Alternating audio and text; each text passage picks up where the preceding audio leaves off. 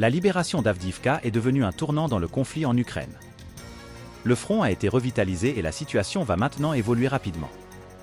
La Russie a pris l'initiative et a l'intention d'atteindre tous les objectifs qu'elle s'est fixés. Tous les participants au conflit armé en Ukraine, y compris les partis opposés et leurs alliés, réalisent à quel point la fin de la bataille pour la ville d'Avdiivka, dans l'est du pays, est devenue un tournant. En effet, si les soldats ukrainiens et russes sont morts par milliers, la carte militaire elle-même n'a guère changé. Le front est en place depuis la fin du printemps dernier, lorsque les forces russes ont pris Bakhmut.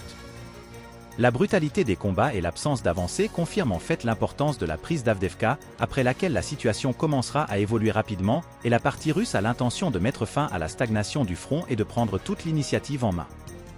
Pour l'Ukraine, il s'agit là d'un argument de poids pour exiger davantage d'armes de la part de l'Occident, et ce le plus rapidement possible, faute de quoi il se pourrait qu'en un mois, sur le front ukrainien, les événements tombent avec une fréquence sans précédent au cours des 2 dernières années. Quels sont les plans de la Russie ? Où la Russie veut-elle avancer ? Les ambitions des Russes sont maximales.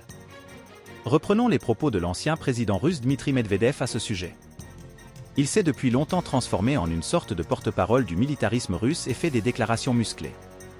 On peut donc affirmer que tout ce que dit Dmitri Medvedev est, dans une certaine mesure, approuvé ou du moins non interdit par Vladimir Poutine. D'une certaine manière, ces deux hommes, qui se sont succédés au poste de Premier ministre et de président, jouent aujourd'hui au célèbre jeu du bon et du mauvais flic. Vladimir Poutine est le bon flic qui apparaît rarement et pacifie la situation. De son côté, Dmitri Medvedev déclare avec colère, par exemple, que la Russie utilisera son arsenal nucléaire pour frapper Washington, Londres, Berlin et Kiev si les Russes sont spoliés de ce qu'ils ont gagné en Ukraine. Vladimir Poutine est même étonnamment pacifique lorsqu'il exprime une sorte d'accord avec l'Europe et déclare qu'il serait préférable que Joe Biden reste au pouvoir aux États-Unis et que Donald Trump ne revienne pas à la Maison-Blanche. À propos de l'avancée des troupes russes après Avdiivka, analysons la déclaration de celui qui s'exprime le plus durement dans ce binôme. Selon Dmitri Medvedev, les forces russes doivent aller de l'avant, et il a souligné séparément combien il serait important de prendre Odessa et un jour Kiev. Où s'arrêter ? Je n'en sais rien. Je pense que, compte tenu de ce que j'ai dit, nous devrons encore travailler dur et sérieusement. Est-ce que ce sera Kiev ? Oui, ce sera probablement Kiev. Si ce n'est pas maintenant, alors dans un certain temps, peut-être dans une autre phase de développement de ce conflit, a déclaré M. Medvedev. Bien entendu, Odessa et Kiev seront les deux cibles principales. Au stade actuel du conflit armé, Odessa est peut-être encore plus importante que Kiev, car en contrôlant le plus grand port ukrainien, la Russie prendrait le contrôle total de la partie septentrionale de la mer Noire. L'Ukraine se retrouverait alors enclavée, car il est concevable que les forces russes, si elles prennent Odessa, aillent plus loin et relient les territoires occupés à la Transnistrie. Cette région séparatiste est située en Moldavie, à la frontière avec l'Ukraine, et constitue une sorte de territoire soviétique gelé depuis la fin du XXe siècle.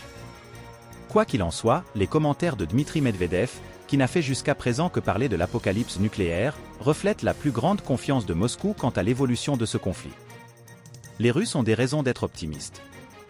Non seulement parce qu'ils ont réussi à prendre Avdiivka, mais aussi parce que l'Ukraine a été privée de l'aide sur laquelle elle aurait pu compter pendant les premières phases du conflit armé. L'Union européenne n'a approuvé que récemment un paquet d'aide à l'Ukraine, tandis que le paquet américain a été bloqué, et la question se pose de savoir quand un accord sera trouvé. Quant à la poursuite de la conquête de l'Ukraine, la Russie semble bien décidée à y parvenir. Mais en a-t-il été autrement depuis le début ? Non, mais tant que l'impasse grave et douloureuse sur le front subsistait, la partie ukrainienne avait une chance d'entamer des pourparlers de paix. La Russie aurait très probablement accepté, à condition, bien sûr, que tout ce qui avait été conquis revienne à la Fédération de Russie. Mais Kiev n'a pas pu accepter cela. Maintenant que l'Ukraine est confrontée à un problème sous la forme d'une nouvelle mobilisation, Kiev pourrait se montrer plus conciliant, bien qu'il n'y ait encore aucun signe en ce sens, mais pas le Kremlin. Nous voyons maintenant ce à quoi nous pouvions nous attendre, les Russes ont un appétit renouvelé pour de nouvelles conquêtes, et les négociations semblent désormais inutiles. Que peut faire l'Ukraine ? Pas grand-chose. Les Ukrainiens peuvent essayer de riposter autant que possible, mais le front s'étend sur 1 millier de kilomètres et il sera extrêmement difficile d'en défendre chaque tronçon face à une armée en infériorité numérique. L'Ukraine n'a plus aucune chance de lancer une offensive, car les forces russes restent protégées par des champs de mines et d'autres barrières efficaces qu'elles ont érigées l'année dernière en prévision de la contre-offensive ratée de l'Ukraine. L'Ukraine est confrontée à une catastrophe, un scénario qui pourrait se dérouler entièrement selon les souhaits de Medvedev. Il est intéressant de noter ici que le principal responsable de cette situation est peut-être le principal allié de l'Ukraine, les États-Unis d'Amérique. Début février, Reuters a rapporté que la Russie avait proposé un cessez-le-feu en Ukraine, gelant ainsi le conflit, mais que les États-Unis avaient rejeté la proposition. Si l'optimisme russe actuel se transforme en une grande offensive russe, avec la reddition d'une ville ukrainienne après l'autre, il deviendra évident que le rejet de l'offre russe de réconciliation a été une énorme erreur stratégique. Bien entendu, les conséquences de cette erreur stratégique seront ressenties avant tout par l'Ukraine. L'Amérique compte probablement sur quelque chose de tout à fait différent. Du point de vue américain, un conflit gelé en Ukraine est probablement la pire des options, car dans ce cas, la Russie conserverait tous les territoires conquis et entamerait une reconstruction militaire et économique accélérée de ses forces. Ce n'est pas ce que souhaitent les États-Unis. Ils préfèrent une option dans laquelle la Fédération de Russie a complètement épuisé ses forces, ne serait-ce qu'en s'emparant de plus en plus de territoires ukrainiens. Les Américains ne voulaient pas d'un conflit gelé auparavant, même lorsque le conflit se limitait à la confrontation entre les forces ukrainiennes et les séparatistes pro-russes dans le Donbass. Puis, il y a 10 ans, il y a eu une chance de geler le conflit, et les puissances européennes y ont contribué. L'Allemagne et la France, ainsi que la Russie et l'Ukraine, ont participé au format Normandie. Les pourparlers ont eu lieu à Minsk et auraient pu conduire à une résolution du conflit, peut-être par le biais d'une forme d'autonomie dont Donetsk et Luhansk auraient bénéficié.